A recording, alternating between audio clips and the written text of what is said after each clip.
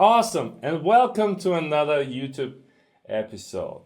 If you know me already a little bit, then you know that I like to talk about guitar learning topics that are not usually addressed, that are a little bit hidden from the eye of the average guitarist.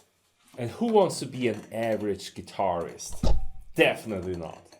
So today I want to talk about developing your inner harmonic time. What are you talking about, Ulrich? Inner harmonic time? Well, you know what time is, right? You can maybe imagine what I mean by inner time. That's just the time that you feel inside of your head, basically. Yeah? So if you're like me, you constantly have a metronome going in your head, really. Yeah? Mine sounds like tick, tick, tick, tick, tick, tick, tick, tick. That's what I'm hearing right now because I played that intro jam. I'm still hearing the time of that intro in my head, and it drives me nuts. It wakes me up at night.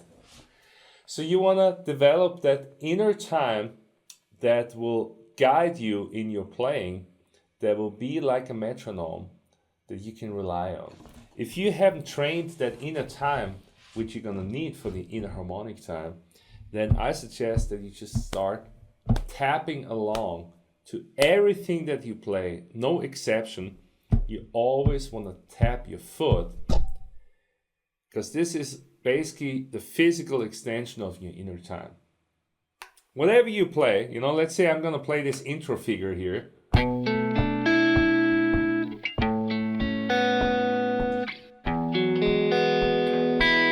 Gonna tap my foot, right?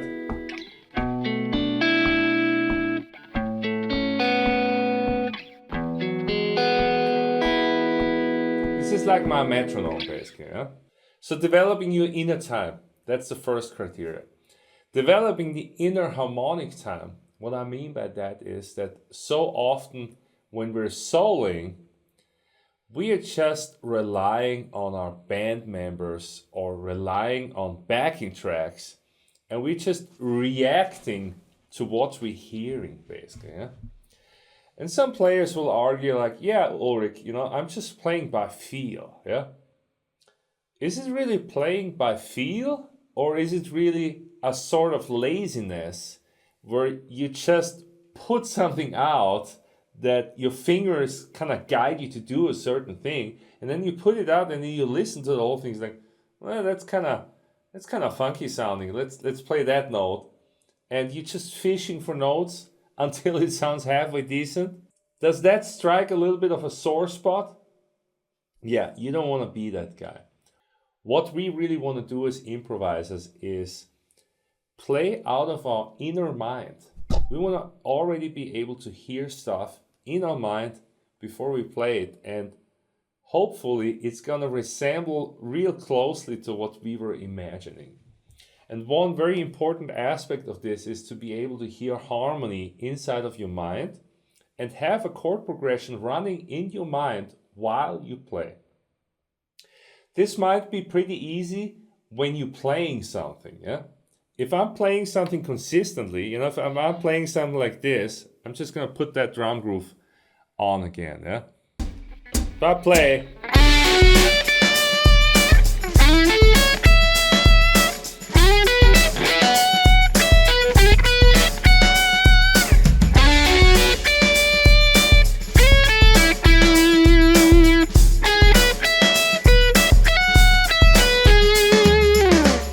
If I play something like this, it's going to be fairly easy to keep my inner harmonic time going, right? I'm going to play B minor, A major, and then E.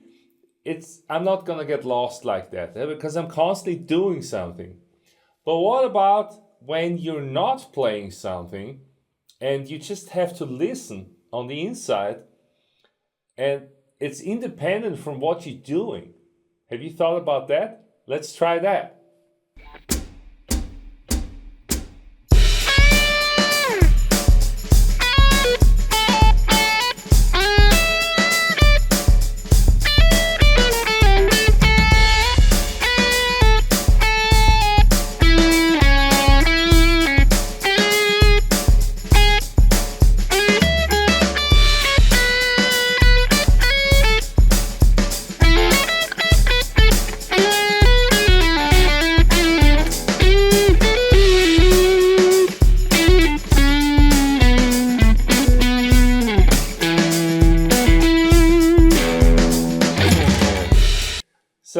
that's a different ball game level now, right? So now we have two layers. We got the inner harmonic time layer, which is our reference, just like our regular time that we have going.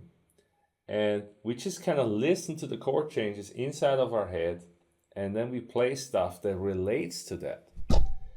But the beautiful thing is that when we do that, we can also play around with it.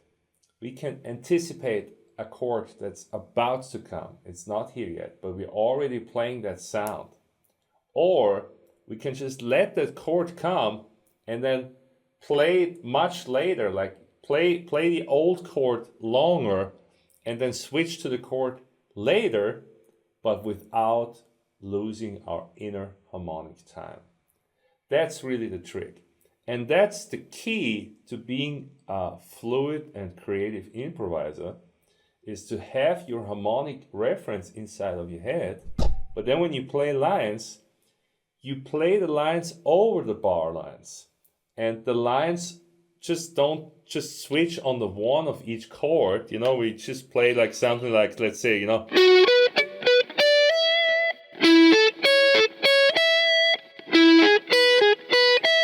that would be a really boring solo, right? But instead you want to play lines that's just kind of like wandering through these harmonies, and they're just kind of like weaving over the chords. That's going to be a skill that will separate you from the average guitar player that I mentioned earlier, and will allow you to just play with creativity and flow, and just, you know, you will be less predictable and more musical. Now, how do you practice that? Well, we're already practicing really. You want to commit to a chord progression, and you want to be perfectly clear about which chord progression you're actually doing. And maybe first you just want to do this with chords, yeah? You just want to put on drum groove and just play chords, play different inversions, play triads. You want to be able to play any chord progression in triads. You know, if I have like this, I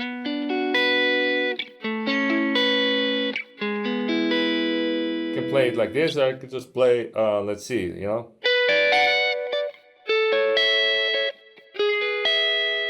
I can play.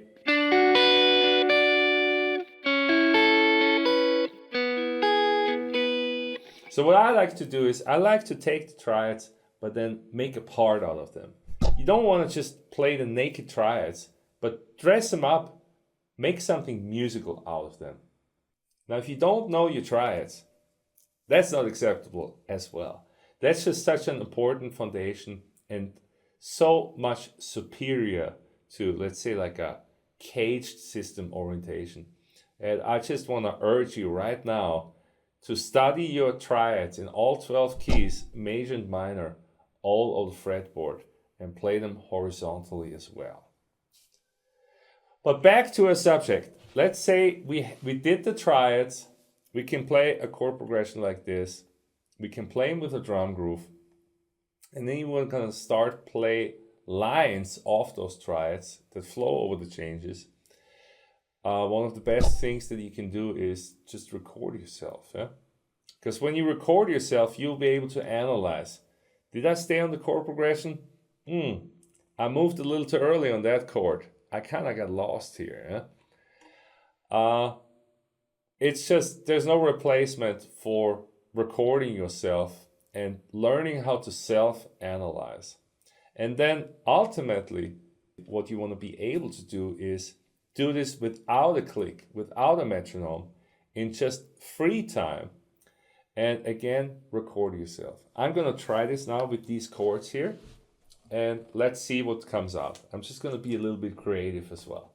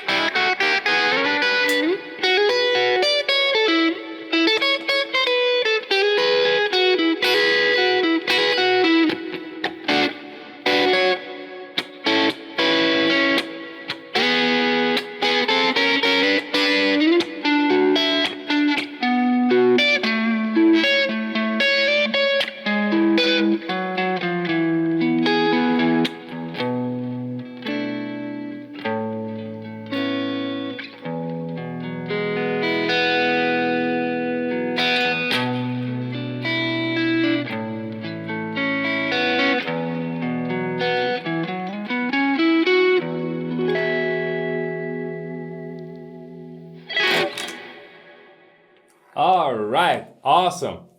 Were you able to follow my inner harmonic time? That's the big question. And maybe I was a little bit imprecise here or there. It's totally possible. I'm just human as well. But maybe you got a sense of how stable in general this inner harmonic time can be, and that no matter what I did, and maybe I was displacing the beats a little bit here or there, I always stayed in that inner harmonic time. That's what I hope that you're going to start practicing now and start paying attention to.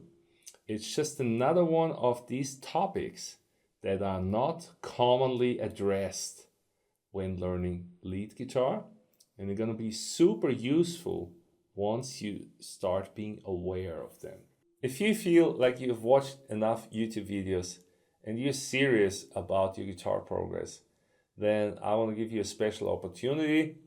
There's a link down below here that will tell you everything about my inner circle. Those are the students that work with me closely together. They get direct mentoring from me. They follow a clear, structured path towards developing these indestructible skills with all the hidden things that people usually don't pay attention to. And not only that, we discuss this in weekly Zoom sessions. You'll submit homework videos to me and all this good stuff. So if that's something you might be interested in, click on the link below. And if you qualify, there might be a chance that we actually jump on a Zoom call together. But I don't want to make too many promises. Check out the link and keep grooving, keep rocking.